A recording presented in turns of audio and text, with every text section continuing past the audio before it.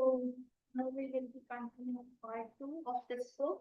Part one basically gives you just the understanding of this book After Nations by Rana Dasgupta, published in 2026. Before we move forward, I want you to go through part one. It is a very short video for you to understand the crux of the book. And for more detailed discussion about this book, I have made this second video for you. Now, let me continue from where I left.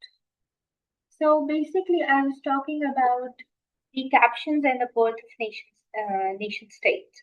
So the caption achievement was basically threefold, as I discussed in the previous video as well. That it was military in nature, it was fiscal in nature, and it was ideological in nature. When we talked about military, it means, expanding the territory. Fiscal means building a tax alliance with merchants. And illogical means, basically about, the spiralizing the kingdom. So the alliance with merchant is crucial for understanding, the later developments, which is the crux of this whole, doctrine where, they say that there are two bodies of a king doctrine. One is the mortal body, which is the natural, and the other one is the immortal body, which is politic in nature.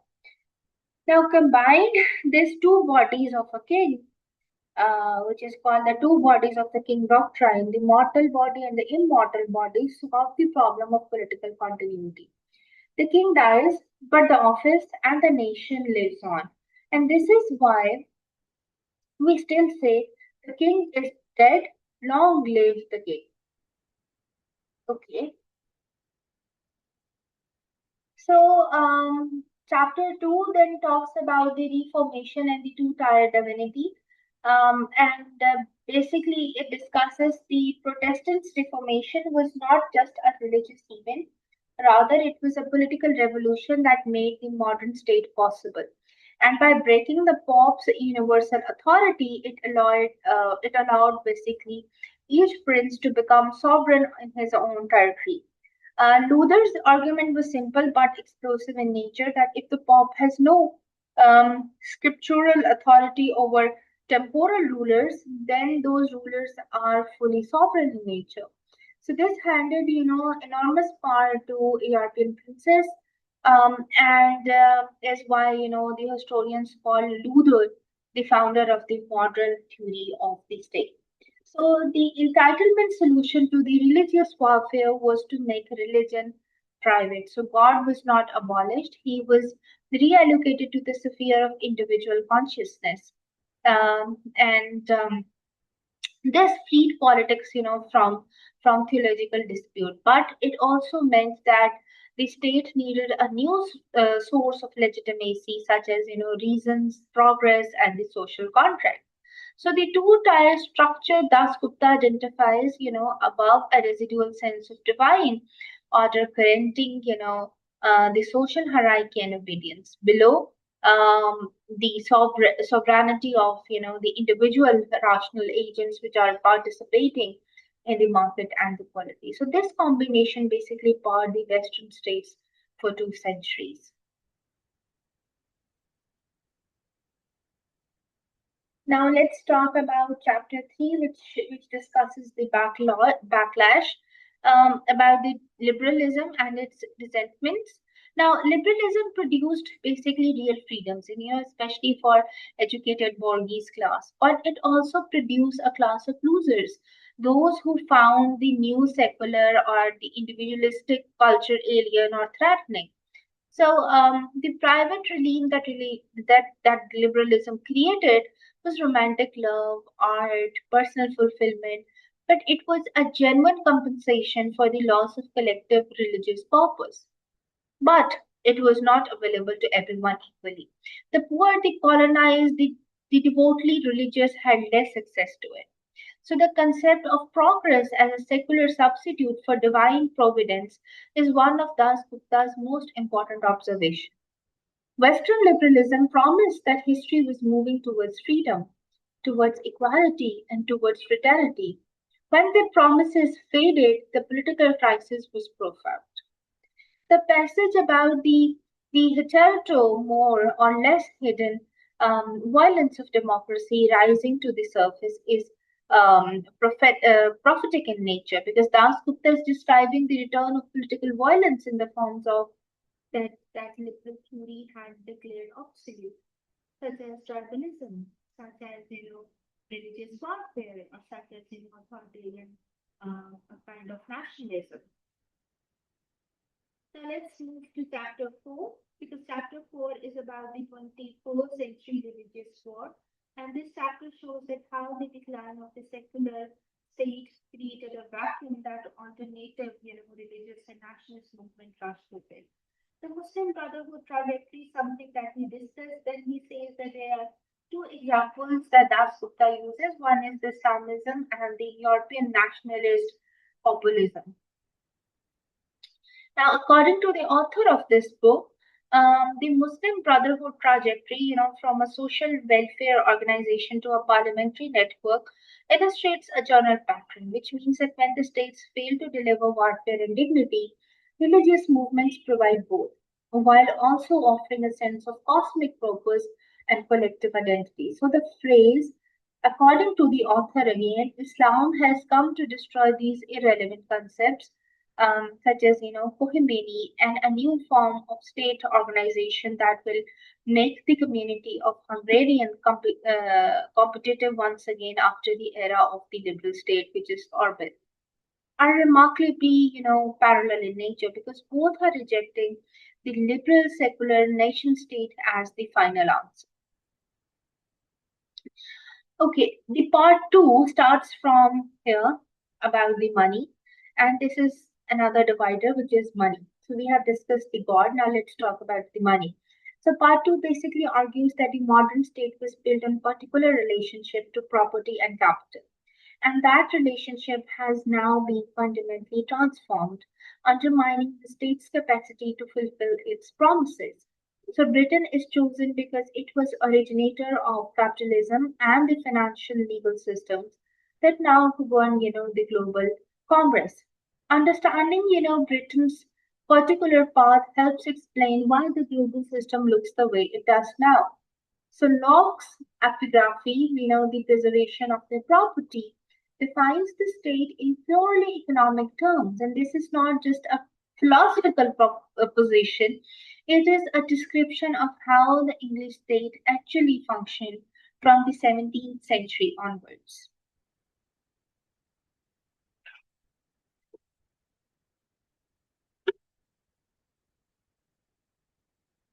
Okay. Then comes, the chapter 5, which is about the dictatorship of property. And this again, somehow discusses, sorry, this slide. So this actually discusses, the England's parliamentary system, which is often celebrated as the origin of democracy. So Das Gupta complicates this, that Parliament was originally an instrument for protecting the landowner's property and not for representing the people. The entail system prevented land from being sold or divided. And it was a mechanism for the intergenerational accumulation of wealth, because it created the English aristocracy as a self, perpetuating class, and it is the center of modern wealth concentration. So the alliance between the state and the property is not incidental but constitutional in nature. The English state was from the beginning designed to serve the interest of property holders. The extension of the rights to non-property holders, such as workers, women, colonized people, was always a struggle against the state's original purpose. The phrase which says that financialized system of property and law anticipated the book's later argument about neoliberalism. The British legal and financial innovations were eventually globalized, creating the world financial system was inhabit today. So, how to pay Asia, silver colonies, and global trade is chapter 6. And this chapter reveals one of the most important and least taught facts in the world economic history, that for most of the recorded history, Europe has a trade deficit with Asia and not a surplus. So Asia was richer and more productive. And this desperation to find silver and gold to pay for, Asian goods drove European exploration, colonies, and ultimately the enslavement of, millions. So the America was plundered for silver, Africa for enslaved labor. The opium solution was particularly consequential in nature by forcing opium, which is grown in India and processed by the East India Company onto China. Britain reversed the trade deficit and effectively addicted a significant portion of the Chinese population. Now, this is the economic origin of China's century of humiliation. The phrase bent the world to a new shape is apt. The global economy as we know it, with its particular pattern of production, inequality, and exploitation, was formed by this desperate search for means of payment. Industry and War, which is chapter 7, The Principle of Labor. This chapter basically traces how industrial capitalism created a new political subject, which is the wage worker, whose labor is their only asset and whose political demands basically reshape the state. Adam Smith's invisible hand was not merely an economic theory, rather, it was a political theology. So the market was understood as a providential force that would, through some innumerable self-interested act, which would produce some social good. But this belief legitimated enormous sufferings during the period of industrialization. The abolition of slavery in 1833 is presented not primarily as a moral achievement but as an economic modernization. Free wage labor was more efficient than slavery. The state compensated slave owners, not the enslaved, a fact that reveals where its loyalties would actually lay. The emergence of labor movement as a political force was one of the 19th century's great transformation because it forced the state to expand its definition of citizenship and not just property holders but workers that had rights.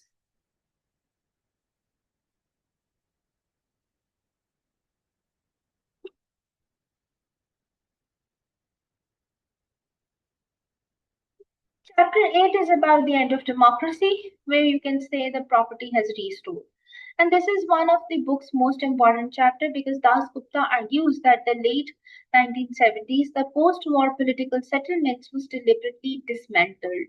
And that dismantling was ideologically driven, not simply the result of economic necessity, but it was because of, some other reasons.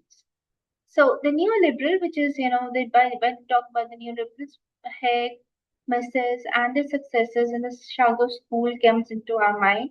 So the neoliberals were not anti-state. Rather, they understood that the markets require, states to enforce property rights and discipline workers. So they were anti-democratic. They believed that popular politics, especially, the working class politics, would distort the market. What was the consequence? The consequences was basically that the states retreated from economic management, but intensified their role in policing and border control. So the state got smaller in the boardroom and bigger in the prison. Peter's Thiel remark is that I no longer believe that freedoms and democracy are compatible. It is presented not as an eccentric view, but as the logical endpoint of neoliberal thought. So once we accept the markets, not politics, should allocate resources and democracy becomes a real threat. Then we come on to part 3 of this book, which is about the law. Now, this part basically, the third part or the third divider law, examines how American empire constructed a global legal order, one that presented itself as universal and neutral but served particular interests.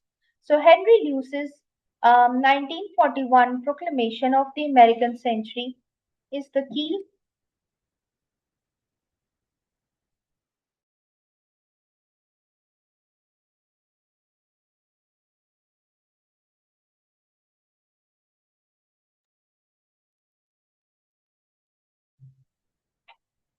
Sorry for taking a break.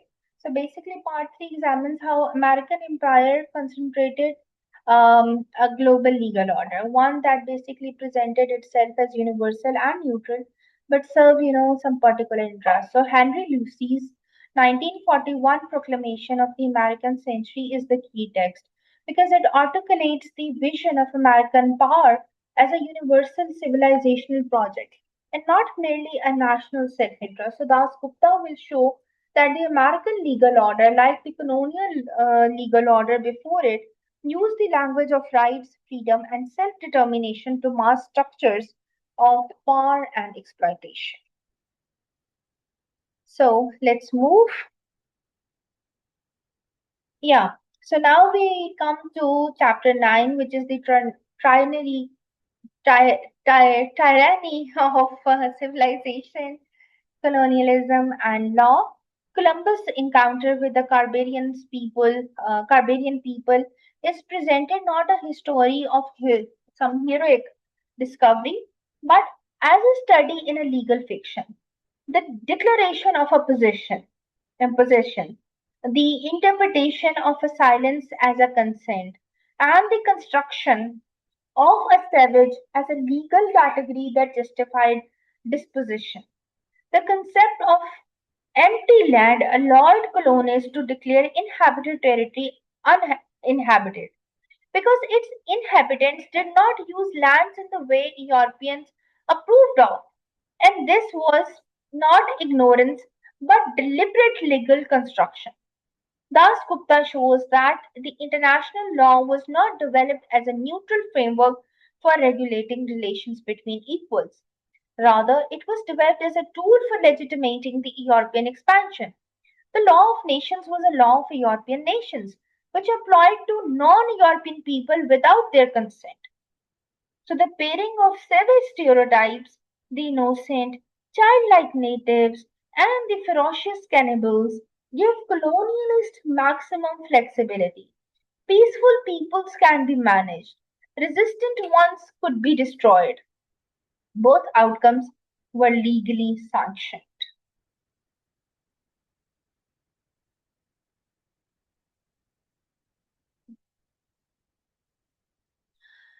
The chapter 10 is about an American world constitution by Wilson and self determination.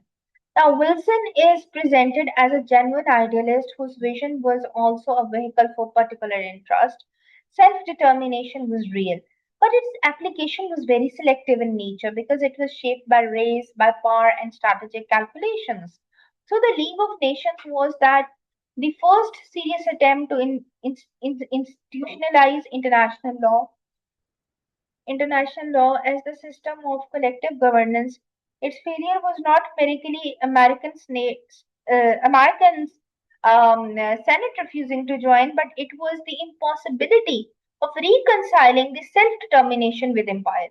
The post 1945 order, given by the United Nations, the Bretton Woods institutions, GATT, which is GATT, was more sophisticated than Wilson's, and it gave formal sovereignty to all states while building structural constraints. Debt, trade rules, security dependence that limited basically real sovereignty for most. So the phrase basically that the independent nations would function like components is that machine is Das Gupta's at his most incisive because the American system, yeah, yeah. So the American system was not basically a community of equal sovereign. It was a managed system in which the nominal independence would mask the real dependence.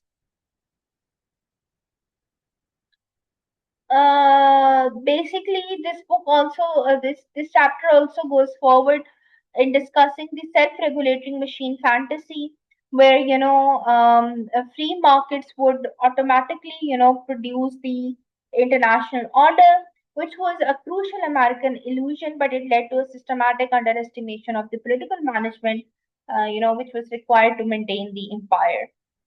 Then comes chapter 11, which is about the early American empire, which is, post-war world order. The American empire distinctive feature was its preference for indirect rule. So instead of occupying the territory, it backed independent national government that implemented policies compatible with the American interests. The Marshall Plan, the Bretton Woods Institution, IMF, the World Bank, and the GATT was the infrastructure of this empire.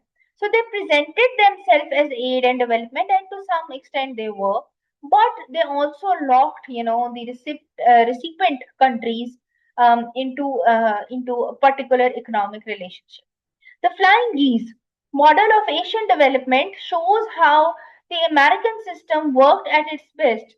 Japanese was allowed to industrialize rapidly, with US market access and technology transfer in exchange for strategic alignment during the Cold War. The model was later extended to South Korea, Taiwan, and Singapore. The crucial phrase is that American imperialism does not need extraterritoriality. Power exercised through markets, through law, and financial institution is cheaper and more durable than power exercised through armies, which is most of the time.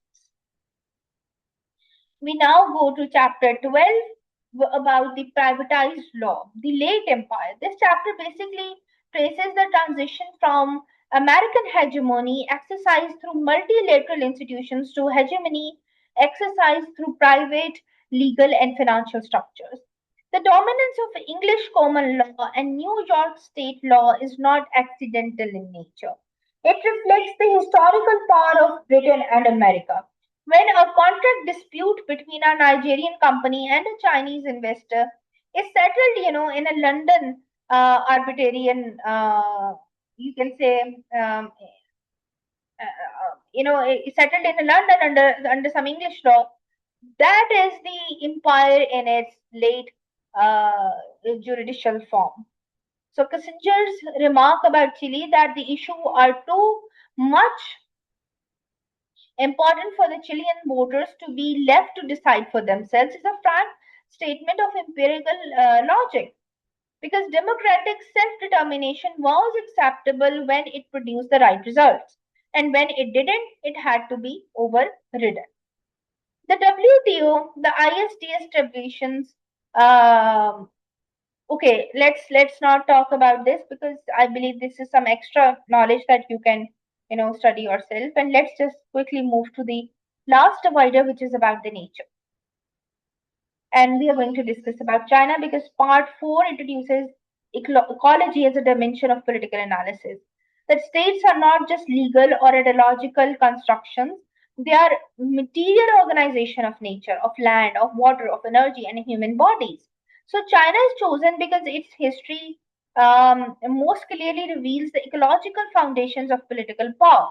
And because China is now the most important challenges to American-led order. Lord Macartney in 1793's dispatch imagined how Britain could benefit from China's breaking up, which reveals British imperial calculations at work. And it also reveals how wrong that calculation was. China did not break up permanently, and Britain did not ultimately benefit. So, chapter 13 is about the aggregate, agrarian empire and the invention of politics. Dasgupta challenges the Eurocentric assumption that the nation state is the highest form of political organization. Land empires, especially, the Chinese one, and they have achieved, greater longevity and complexity than any European nation state. So the Chinese empire, from 221 BCE till, 1912 lasted over, 2 millennia. No European nation state comes close to this record of political continuity. And what was the secret of its durability? The answer is ecological. Because China has developed a formula for basically organizing land, organizing water, and human labor that was extraordinary, productive, and resilient in nature. So the state's role was to manage this ecological system, maintaining rivers, distributing the land, and regulating the harvest. The crucial sentence is that it is also the product of fossil fuels. This introduces the ecological dimensions that will dominate part 4, in which we talk about Europe's industrialization was powered by coal and later oil. But China's ecological formula was based on organic agriculture. When the two met, China lost. So, Song China 1960 to 19 to 1279 was by many measures the most advanced society in the world because it had paper, money, gunpowder, the compass, printing, and all kind of sophisticated civil services. Yet it was eventually overwhelmed by the less technological and sophisticated enemies. The reason was ecological again, because Song China's agrarian system required constant expansion of arable land and intensification of production. So this led to deforestation, soil exhaustion, and river flooding, which is a cycle of growth and collapse. The comparison with European industrialization is crucial because coal and oil allowed the European states to escape the organic energy limits that constrained all previous societies. China's failure to industrialize first was not cultural or intellectual, it was ecological and geopolitical.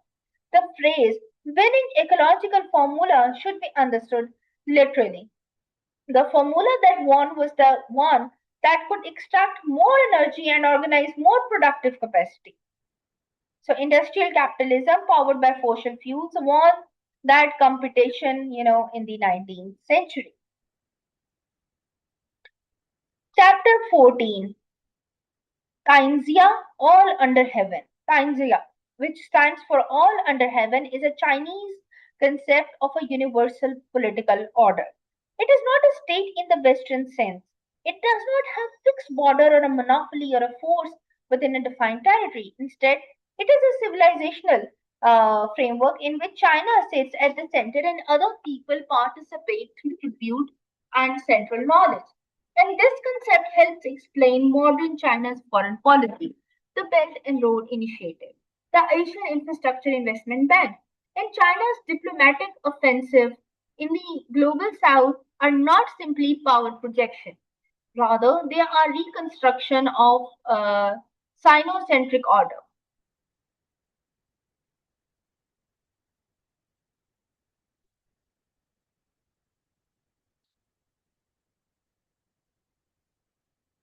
Chapter 15 is about the communism, sorry, which means preserving the interim. And Dasgupta argument here is genuinely counterintuitive because he is talking about the Mao's communism, and it was not a revolution against the Chinese imperial tradition. It was the vehicle for basically preserving and restoring it. Yeah, the question the Chinese intellectual faced at the end of 19th century was genuinely very noble in nature. Like, how do you modernize without becoming a Western nation state? And the empire's cosmological, ecological logic could not simply be ignored, but it has to be transformed. So the Confucian scholar who seemed conservative were in Das Gupta's reading asking the right question that no European style national democracy could fill the Chinese political space, which was cosmic and not merely legal. Communism, with its own universal pretensions and its capacity for mass mobilization, was better suited. This reframing helps explain why the Chinese Communist Party has survived when other communist parties have failed. It is not primarily a workers' party or ideological movement. It is a state building project that has taken on the functions of the old imperial bureaucracy.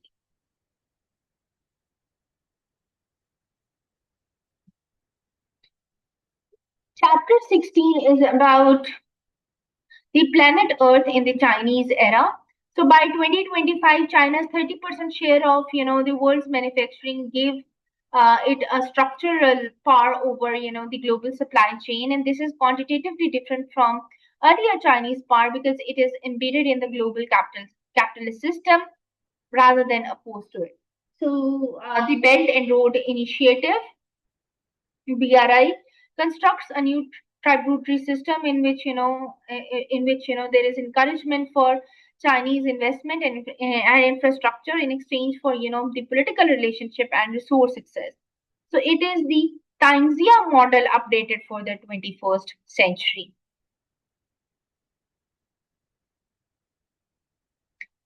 And now we are moving to the conclusion. So, four declining arcs of the nation state: God, money, law, and nature.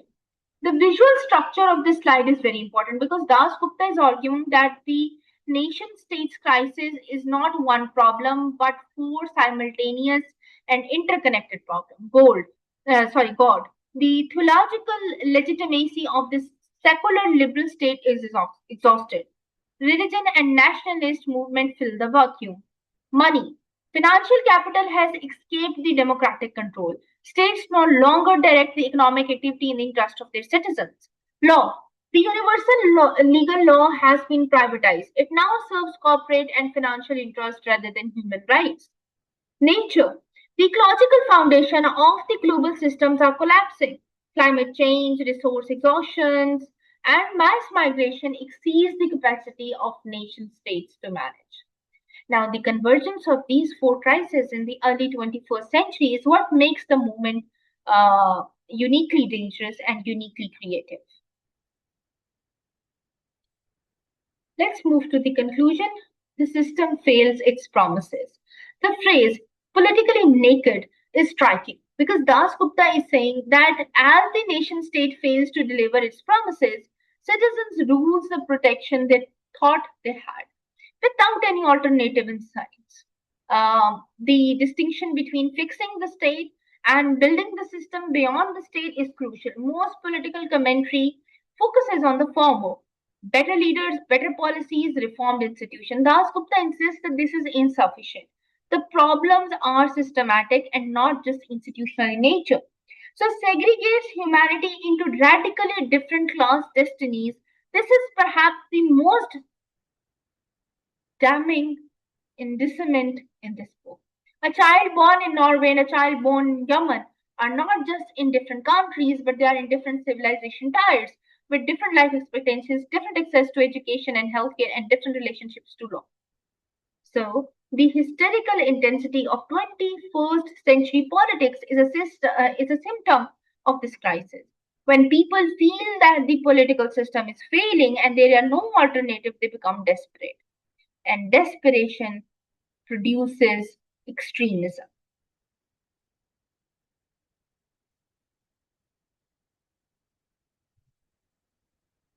The assumption that human beings are naturally sedentary in nature and that they belong in one place and should stay there is the foundation myth of the nation state system.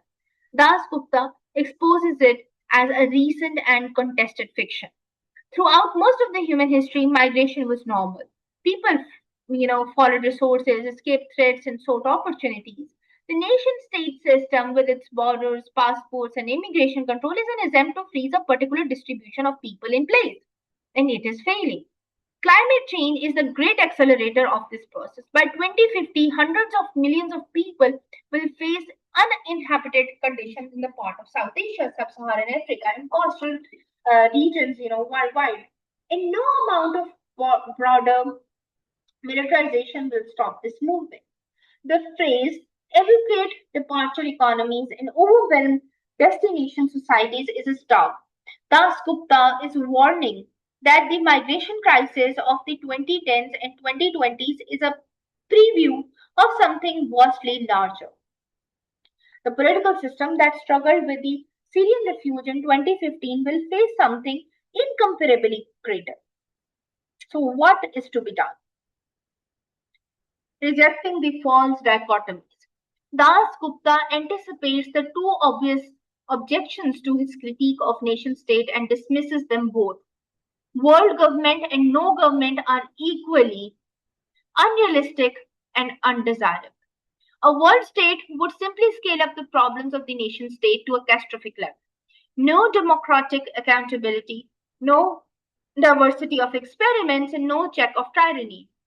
Libertarian end of states fantasies, of crypto anarchism, network states, seasteading, misunderstand why states exist. States are not arbitrary impositions. They solve real collective action problems, such as security, infrastructure, environmental management, social insurances. The question is not whether to have a governance, but what form it should take. The phrase supplement, extend, and update rather than destroy and replace captures Dasgupta's reformist radicalism. He wants political creativity and not political nihilism. Dasgupta's commitment to liberalism is genuine but unsentimental in nature. He does not defend the liberal tradition because it has always worked, but because it has some core values such as freedom, equality, justice, rights, which remains the best available guide for political actions.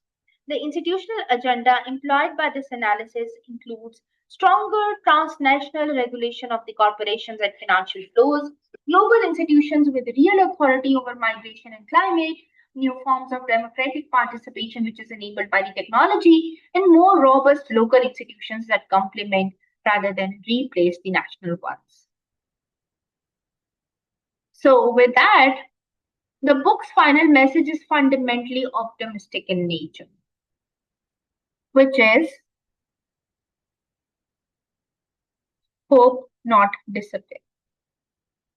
The crisis we are experiencing is real and serious, but it is not unprecedented. Human beings have navigated comparable transitions before. The tools available to us today, including technologies that earlier reformers could not have imagined, are formidable in nature. What is needed is the political will to use them. As Dasgupta writes from New Haven in 2025, the guiding principle behind all political creativity is hope, not despair.